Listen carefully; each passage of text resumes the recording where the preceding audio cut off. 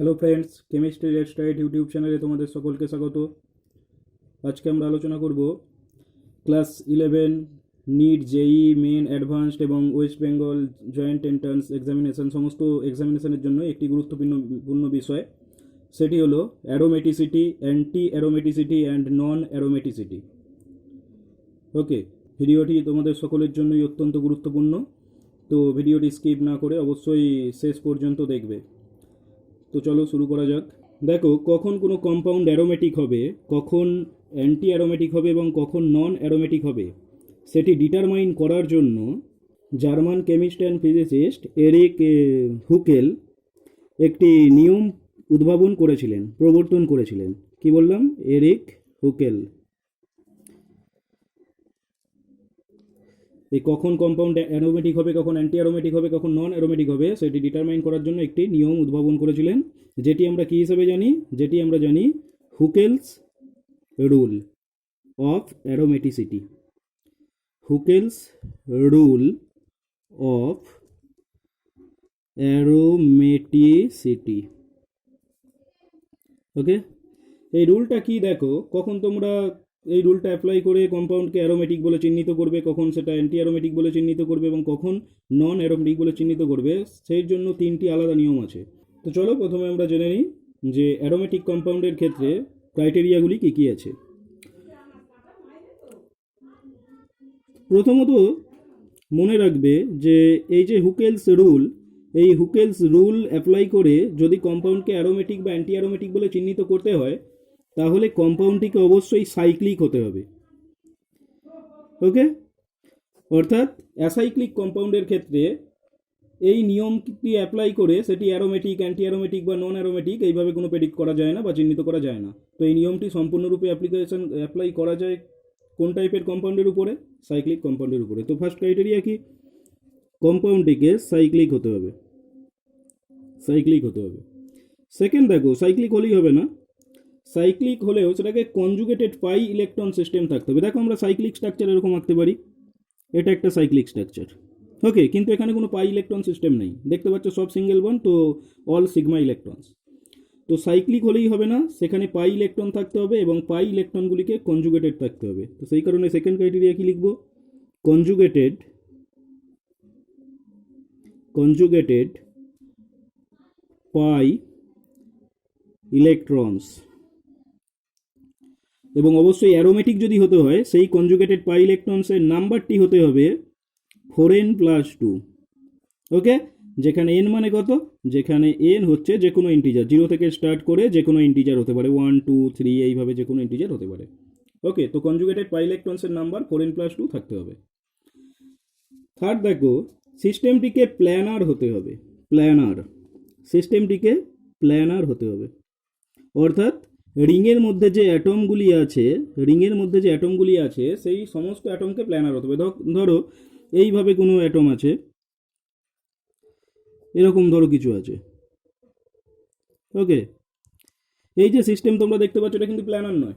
এই টাইপের যদি কোনো ফরমেশন হয়, এটা কিন্তু প্ল্যানার নয়, কারণ এই যে অ্যাটম দেখতে পাচ্ছ 1 2 3 4 5, এই 5টা অ্যাটম একই প্লেনে থাকলেও কিন্তু এই উপরে যে 6 নম্বর অ্যাটমটি আছে সেটি ডিফারেন্ট প্লেনে আছে, অর্থাৎ এটি নন প্ল্যানার। তো এর ক্ষেত্রে এই নিয়মটা অ্যাপ্লাই করতেই পারবে না। ওকে, তো অ্যাটমকে কী হতে হবে? কম্পাউন্ডকে কী হতে হবে? প্ল্যানার হতে হবে, অর্থাৎ রিংয়ের মধ্যে যে সমস্ত কম্পাউন্ড অ্যাটমগুলি আছে তাদের সকলকেই একই প্লেনে থাকতে হবে। ওকে, তো যদি কোনো কম্পাউন্ড বা আয়ন যদি এই সমস্ত ক্রাইটেরিয়াগুলি মেনে চলে, তাহলে সেই কম্পাউন্ড বা আয়নটিকে আমরা অ্যারোমেটিক বলে চিহ্নিত করব। ওকে, এবার জেনে নেওয়া যাক যে অ্যান্টি অ্যারোমেটিকের ক্ষেত্রে ক্রাইটেরিয়া কী আছে। অ্যান্টি অ্যারোমেটিকের ক্ষেত্রে ক্রাইটেরিয়া কী আছে? দেখো, প্রথম যে ক্রাইটেরিয়া ছিল না অ্যারোমেটিকের ক্ষেত্রে, সাইক্লিক, এই সাইক্লিক তো হতেই হবে। সাইক্লিক না হলে সেটা অ্যান্টি অ্যারোমেটিক কিছুই হতে পারে না, তো সাইক্লিক হতেই হবে। কনজুগেটেড পাই ইলেকট্রন সিস্টেমও থাকতে হবে, কনজুগেটেড পাই ইলেকট্রন সিস্টেমও থাকতে হবে। কিন্তু এখানে যে নাম্বারটা ছিল না অ্যারোমেটিকের ক্ষেত্রে, কনজুগেটেড পাই ইলেকট্রন সিস্টেমের নাম্বার কত ছিল? 4n+2 ছিল, কিন্তু এক্ষেত্রে হবে জাস্ট 4n। ওকে, যেখানে n = 0 1 2 3 যে কোনো ইন্টিজার হতে পারে। আর তৃতীয় যে কন্ডিশন ছিল প্ল্যানার, এই প্ল্যানারটিও হতে হবে। অ্যান্টি অ্যারোমেটিক হলেও কম্পাউন্ডটি প্ল্যানার হতে হয়, অর্থাৎ বলয়ের মধ্যে যে অ্যাটমগুলো থাকে সেগুলিকে একই প্লেনে অবস্থান করতে হয়। তো দেখতে পাচ্ছ অ্যান্টি অ্যারোমেটিক আর অ্যারোমেটিকের মধ্যে একটি ক্রাইটেরিয়াতেই ডিফারেন্স আছে, সেটা কি second criteria conjugated pi electron সিস্টেমসের নাম্বারটা, ইলেকট্রনের সংখ্যার। অ্যারোমেটিক হতে হলে 4n+2 হতে হবে, আর অ্যান্টি অ্যারোমেটিক হতে গেলে 4n হতে হবে, ঠিক আছে। এবং মনে রাখবে এই যে ক্রাইটেরিয়াগুলো দেখতে পেলে অ্যারোমেটিক এবং অ্যান্টি অ্যারোমেটিকের জন্য এর যে কোনো একটি ক্রাইটেরিয়া যদি ভায়োলেটস করে, তাহলে আমরা কম্পাউন্ডটিকে অ্যান্টি অ্যারোমেটিক কিংবা অ্যারোমেটিক বলতে পারবো না। এর যে কোনো একটি ক্রাইটেরিয়া যদি ভায়োলেটস করে তাহলে আমরা কম্পাউন্ডটিকে বা আয়নটিকে অ্যারোমেটিক বা অ্যান্টি অ্যারোমেটিক বলতে পারবো না। সেই ক্ষেত্রে সেই কম্পাউন্ড বা আয়নটিকে আমরা কী বলবো, নন অ্যারোমেটিক। ওকে, তো এবার কিছু এক্সাম্পল কনসিডার করা যাক এবং সেগুলি কোনটি অ্যারোমেটিক হবে, অ্যান্টি অ্যারোমেটিক হবে এবং কোনটি নন অ্যারোমেটিক হবে সেগুলি আলাদা করে চিহ্নিত করা যাক। প্রথমে আমরা কিছু আয়নস বা কম্পাউন্ডের স্ট্রাকচার এঁকে নিচ্ছি। দেখতে পাচ্ছ এই স্ট্রাকচারটি সকলেই জানা। নাম কি কম্পাউন্ডটির? বেনজিন। আমরা দেখবো যে বেনজিন অ্যারোমেটিক হয় নাকি অ্যান্টি অ্যারোমেটিক হয় বা নন অ্যারোমেটিক হয়, ঠিক আছে। আগে আমরা কিছু স্ট্রাকচার এঁকে নিই।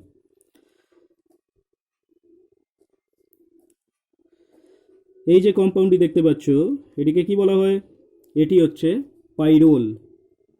কি এটি? পাইরোল। পরবর্তী একটি কম্পাউন্ড কনসিডার করি, এটিও সকলের জানা অবশ্যই। এটিকে কি বলা হয়? পিরিডিন বলা হয়, পিরিডিন। আরেকটি হেটেরোসাইক্লিক কম্পাউন্ড কনসিডার করি, 5 মেম্বার্ড কম্পাউন্ড, 1 2 3 4 5। ওকে, এটির নাম কি? সকলেই জানো, এটিকে বলা হয় ফিউরান। কি? ফিউরান। ওকে, তো এই যে কম্পাউন্ডগুলো কনসিডার করলাম, এগুলির ক্ষেত্রে দেখবো আমরা যে কোনগুলি অ্যারোমেটিক হচ্ছে, কোনগুলি অ্যান্টি অ্যারোমেটিক হচ্ছে বা নন অ্যারোমেটিক হচ্ছে। ওকে, দেখো এই যে বেনজিনে দেখো যে 6টি অ্যাটম আছে, এই যে কার্বন অ্যাটম আছে, এই কর্নারগুলো কি আছে? কার্বন আছে এবং হাইড্রোজেন আছে। তো বলয়ের মধ্যে কোন অ্যাটম আছে? বলয়ের মধ্যে আছে কার্বন অ্যাটম। স্ট্রাকচারটি দেখেই বুঝতে পারছো এটি সাইক্লিক, কারণ এটি একটি ক্লোজ স্ট্রাকচার। তো সাইক্লিক প্রথম ক্রাইটেরিয়া ফুলফিল হয়ে গেছে।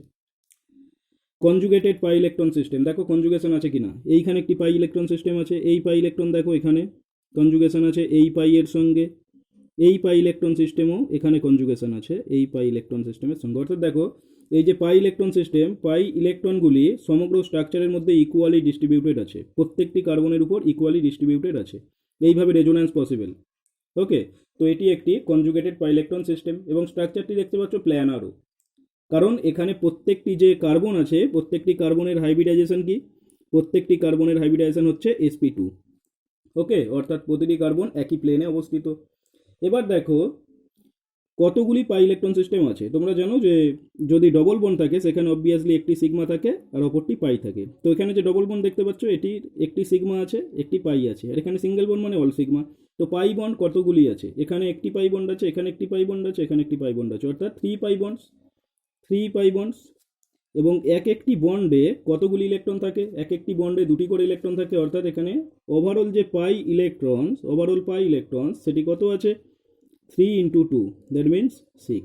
এবার দেখো কোনোভাবে আমরা এই ফর্মুলায় ফেলতে পারি কিনা। হুকেলের যে নিয়ম ছিল অ্যারোমেটিক এবং অ্যান্টি অ্যারোমেটিকের যে ক্রাইটেরিয়া ছিল কতগুলি পাই ইলেকট্রন সিস্টেম হতে হবে, সেই ক্রাইটেরিয়া ফেলতে পারি কিনা। দেখো এই 6কে আমরা এইভাবে লিখতে পারি 4 × 1 + 2 লেখা যায়, যেখানে 1 মানে কি? 1 মানে হচ্ছে ইন্টিজার। অর্থাৎ দেখো এখানে আমরা কি লিখলাম? 4n + 2, যেখানে n এর ভ্যালু কত? যেখানে n এর ভ্যালু হচ্ছে 1। তো কোন ক্রাইটেরিয়া ফলো করছে দেখো? অ্যারোমেটিক হতে গেলে কি হতে হয়? 4n + 2 হতে হয়, n এর মান 0 1 2 যা ইচ্ছা হতে পারে, আর এখানে 4n হতে হয়। তো দেখতে পাচ্ছ যে অ্যারোমেটিকের ক্রাইটেরিয়া ফলো করছে। তাহলে বেনজিন কি? বেনজিন একটি অ্যারোমেটিক কম্পাউন্ড। ওকে, একই রকমভাবে দেখো পাইরোলের ক্ষেত্রে যদি আমরা কনসিডার করি, পাইরোলে দেখতে পাচ্ছ কনজুগেশনটা, এই যে লোন পেয়ার আছে, নাইট্রোজেন আছে না, নাইট্রোজেনের উপর যে ইলেকট্রন পেয়ার আছে এই ইলেকট্রন পেয়ারের সঙ্গে কনজুগেশনটি আছে দেখো পাই সিস্টেমের। এইভাবে রেজোন্যান্স পসিবল। ওভারঅল তাহলে দেখো যে পাই ইলেকট্রন সিস্টেম আছে সেগুলি কনজুগেটেড। ওকে, এবং এখানেও যে অ্যাটমগুলি দেখতে পাচ্ছ প্রত্যেকটি sp2 হাইব্রিডাইজড, প্রত্যেকটি অ্যাটম sp2 হাইব্রিডাইজড, অর্থাৎ প্রত্যেকটি অ্যাটমই একই প্লেনে আছে, অর্থাৎ স্ট্রাকচারটি কি? প্ল্যানার। এবং দেখো স্ট্রাকচারটি সাইক্লিক, দেখেই বোঝা যাচ্ছে যে ক্লোজড স্ট্রাকচার, তো সাইক্লিক। তো অল ক্রাইটেরিয়া ফলো করছে। এবার দেখে নেওয়া যাক পাই ইলেকট্রন সিস্টেম কতগুলি আছে। এই যে লোন পেয়ারটি আছে এই লোন পেয়ারটিও কিন্তু এই পাই ইলেকট্রনসগুলির সঙ্গে কনজুগেশনে ইনভলভ আছে, অর্থাৎ আমরা যখন ওভারঅল পাই ইলেকট্রন কাউন্ট করব তখন এই লোন পেয়ারগুলিকে কনসিডার করতে হবে। সেই ক্ষেত্রে কতগুলি পাই ইলেকট্রন হয়ে যাচ্ছে দেখো, এখানে একটি পাই বন্ড আছে তো 2 পাই ইলেকট্রন, এখানে একটি পাই বন্ড তো 2 + 2 4 হয়ে যাচ্ছে, এবং এখানে লোন পেয়ার আছে একটি, অর্থাৎ এখানে দুটি ইলেকট্রন আছে। তো কতগুলি ইলেকট্রনস হচ্ছে, পাইরোলের ক্ষেত্রে নাম্বার অফ ইলেকট্রনস হচ্ছে 6 পাই ইলেকট্রনস। এবং দেখতে পাচ্ছ 6 পাই ইলেকট্রনস হলে কী হয়, কীভাবে আমরা লিখতে পারবো এটাকে, একই রকমভাবে যেরকম বেঞ্জিনের ক্ষেত্রে লিখেছিলাম 4 × 1 + 2। ওকে, অর্থাৎ এখানেও দেখতে পাচ্ছ 4n + 2 ক্রাইটেরিয়া ফলো করছে, যেখানে n = 1, অর্থাৎ পাইরোলটিও একটি অ্যারোমেটিক কম্পাউন্ড। একই রকমভাবে তোমরা দেখতে পারো পিরিডিনের ক্ষেত্রে কী হয় দেখো, এই যে পিরিডিনটা একটি সাইক্লিক স্ট্রাকচার দেখেই বোঝা যাচ্ছে। এবং এখানেও দেখো এই যে প্রত্যেকটি অ্যাটম আছে, সেটা নাইট্রোজেন হোক বা এই 5টা কার্বন হোক, রিংয়ের মধ্যে একটি নাইট্রোজেন আছে আর 5টি কী আছে, কার্বন অ্যাটম আছে। এই প্রত্যেকটি অ্যাটমই হচ্ছে sp2 হাইব্রিডাইজড, প্রত্যেকটি অ্যাটমেরই হাইব্রিডাইজেশন কি sp2, তার মানে এটি কি একটি প্ল্যানার স্ট্রাকচার। এবার দেখো পাই ইলেকট্রন সিস্টেম কী হবে, এই নাইট্রোজেনের মাথায় একটি লোন পেয়ার আছে, কিন্তু এই যে লোন পেয়ার, এই লোন পেয়ার কিন্তু কোনোরূপ কনজুগেশনে অংশগ্রহণ করছে না, কারণ এটি একই প্লেনে নেই। যদি আমরা এর ক্ষেত্রে এরকম একটি ডায়াগ্রাম প্রেজেন্ট করি তাহলে দেখো আরও ক্লিয়ার হয়ে যাবে ব্যাপারটি। পিরিডিনের ক্ষেত্রে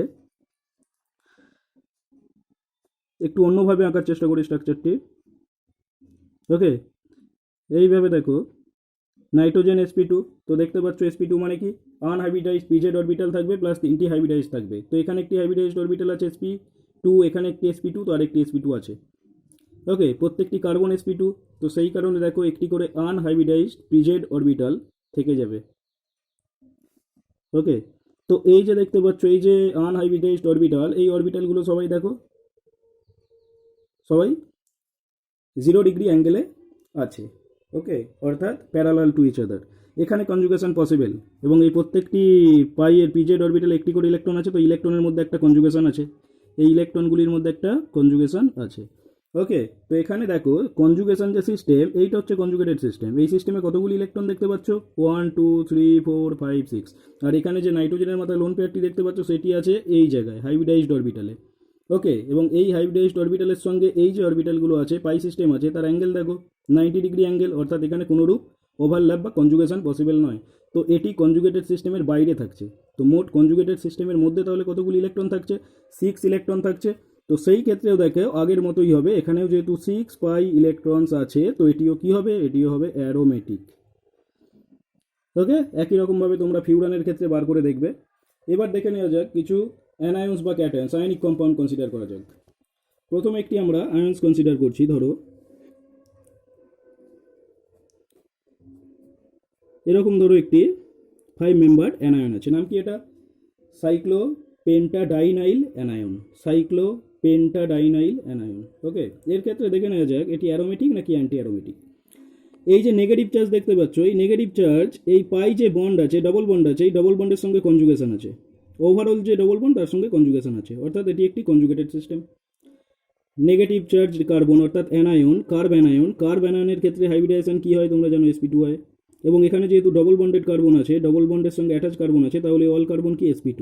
তো সমস্ত যে রিংয়ের মধ্যে কার্বন অ্যাটমগুলি আছে সবাই sp2, তো সিস্টেমটি কি প্ল্যানার সিস্টেম। এবং এখানে পাই ইলেকট্রন দেখো, পাই ইলেকট্রন কতগুলি আছে, এখানে একটি পাই বন্ড আছে 2টি ইলেকট্রন, তো এখানে একটি পাই বন্ড আছে 2টি ইলেকট্রন, 4টি হয়ে গেল। এবং এখানে দেখো এই কার্বনের মাথায় যে নেগেটিভ চার্জ, এর জন্য আমরা কতগুলি ইলেকট্রন কাউন্ট করব, এর জন্য আমরা 2টি ইলেকট্রন কাউন্ট করব, অর্থাৎ মোট কতগুলি ইলেকট্রন হয়ে যাচ্ছে, মোট 6টি ইলেকট্রন হয়ে যাচ্ছে।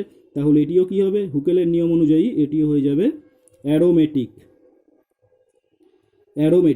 ওকে, কিন্তু এখানে দেখো যদি আমরা চার্জ দিয়ে আলাদা করে দিতাম, এখানে দেখতে পাচ্ছ নেগেটিভ চার্জ আছে, যদি আমরা ওই চার্জটিকে নেগেটিভের পরিবর্তে পজিটিভ কনসিডার করি, অর্থাৎ সাইক্লোপেন্টাডাইনাইল ক্যাটায়ন কনসিডার করি, সেই ক্ষেত্রে দেখো কতগুলি হবে। এখানেও কিন্তু সিস্টেমটি কনজুগেটেড, কারণ এই পাই ইলেকট্রন এখানে আছে, এই পাইয়ের সঙ্গে কনজুগেটেড আছে, ডবল বন্ডের সঙ্গে কনজুগেশন আছে, আবার এখানেও দেখতে পাচ্ছ পজিটিভের সঙ্গে ওভারঅল কনজুগেশন হচ্ছে। তো সমস্ত স্ট্রাকচারটি দেখো কনজুগেটেড সিস্টেম এবং সাইক্লিক দেখতেই পাচ্ছ।